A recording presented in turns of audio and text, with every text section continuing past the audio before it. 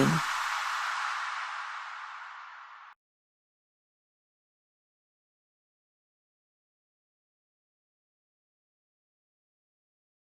పోయిన సంవత్సరం 8వ తరగతి చదువుతున్న మైనర్ బాలికతో మాయమాటలు చెప్పి ప్రేమాన్ని ముగ్గులకు దింపి తల్లిదండ్రులను మోసం చేసిన కంప్యూటర్ టీచర్ రాఘవేంద్ర.